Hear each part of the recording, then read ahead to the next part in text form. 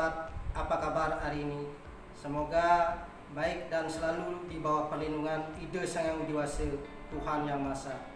Karena di masa seperti sekarang ini, kita harus tetap menjaga kesehatan dan imun tubuh kita serta taat pada prokes, yaitu 5M. Memakai masker, mencuci tangan, menjaga jarak, menjauhi kerumunan, dan mengurangi mobilitas. Baiklah, untuk kesempatan hari ini mari kita bahas materi bab 3 tentang potensi persebaran kehutanan, bahan tambang, kelautan, dan pariwisata. Pada minggu yang lalu sudah membahas tentang persebaran flora dan fauna. Jadi persebaran flora fauna membahas tentang persebaran beraneka ragam jenis hewan maupun tumbuhan. Beraneka ragam jenis tumbuhan maupun hewan itu merupakan sumber daya alam yang dapat diperbaharui. Kenapa disebut diperbaharui? Karena hewan dan tumbuhan itu bisa mengalami perkembangbiakan atau mengalami regenerasi. Jadi sumber daya alam yang dapat diperbarui maupun yang tidak dapat diperbarui seperti adanya bahan tambang,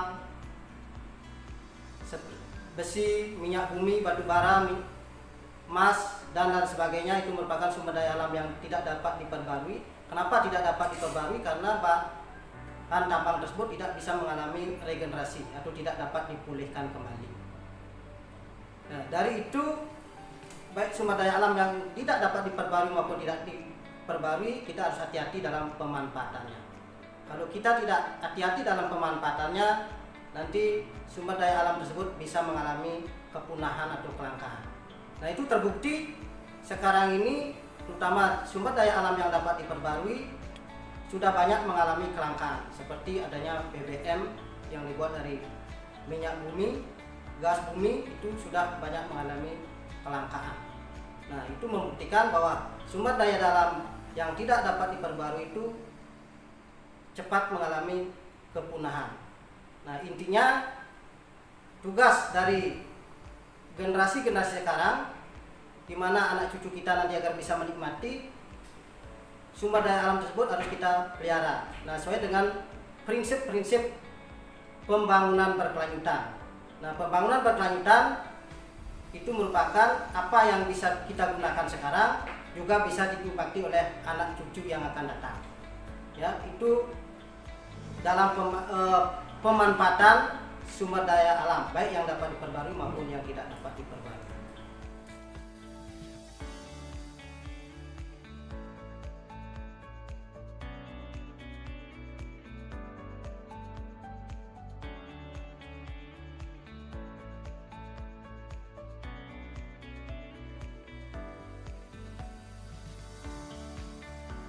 Sumber daya alam itu ada beraneka ragam jenis sumber daya alam, mulai dari hutan, itu ada hutan tropis, hutan rawa, hutan payau, hutan gambut, hutan lindung, hutan suaka alam, dan hutan wisata.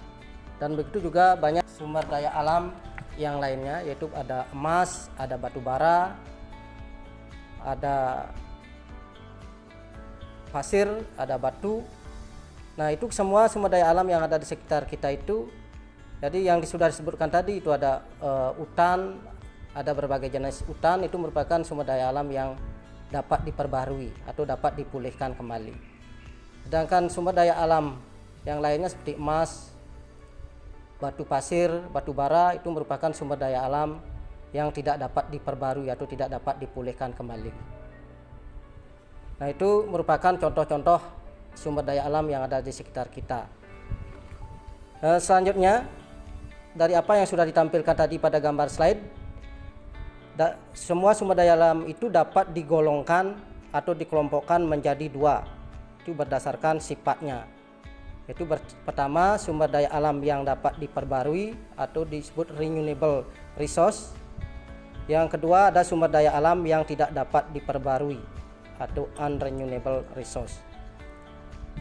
Nah, jadi sumber daya alam yang dapat diperbarui apa yang tadi dicontohkan, yaitu ada berbagai jenis hutan.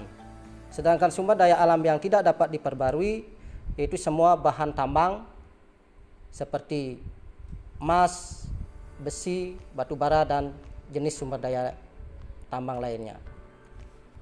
Potensi dan persebaran sumber daya alam di Indonesia meliputi sumber daya kehutanan, pertambangan, kelautan, dan pariwisata. Keberadaan sumber daya alam tersebut harus tetap dijaga kelestariannya, sehingga anak-anak cucu kita tetap dapat menikmatinya.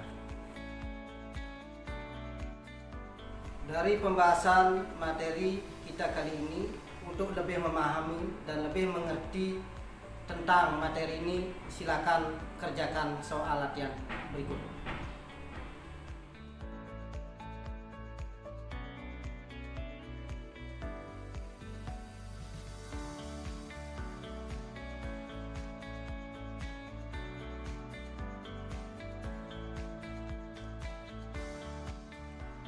Apakah soal latihannya sudah bisa dikerjakan? Kalau sudah, mari kita simpulkan bahwa berdasarkan sifatnya, sumber daya alam dapat dikelompokkan menjadi dua, yaitu pertama, sumber daya alam yang dapat diperbarui atau renewable resource. Yang kedua, sumber daya alam yang tidak dapat diperbarui atau unrenewable resource. Berdasarkan jenisnya, hutan dapat dikelompokkan menjadi 4. Yang pertama, hutan hujan tropis, hutan gambut, hutan rawa, hutan payau. Selanjutnya berdasarkan pengelolaannya, hutan itu dapat dikelompokkan menjadi pertama, hutan lindung, hutan suaka alam, hutan wisata, dan hutan produksi. Sebaran barang tambang yang ada di Indonesia karena pengaruh letak geologis menyebabkan Indonesia diapit oleh 3 lempengan, yaitu lempengan Eurasia, Pasifik, dan Indo-Australia, sehingga banyak memiliki gunung api yang aktif.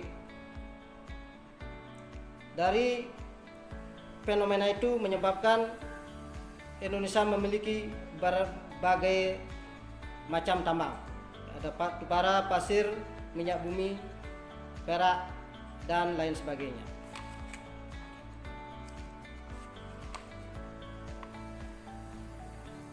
Berdasarkan peraturan pemerintah nomor 25 tahun 1964, bahan galian atau bahan tambang dapat dikelompokkan menjadi 3, itu ada bagian A, bagian B, dan bagian C. Persebaran sumber daya alam kelautan dapat dibedakan menjadi 2, yaitu sumber daya alam yang dapat diperbarui dan sumber daya alam yang tidak dapat diperbarui. Persebaran sumber daya alam pariwisata. Indonesia dikenal sebagai negara yang memiliki keindahan alam, berpotensi sebagai lokasi wisata.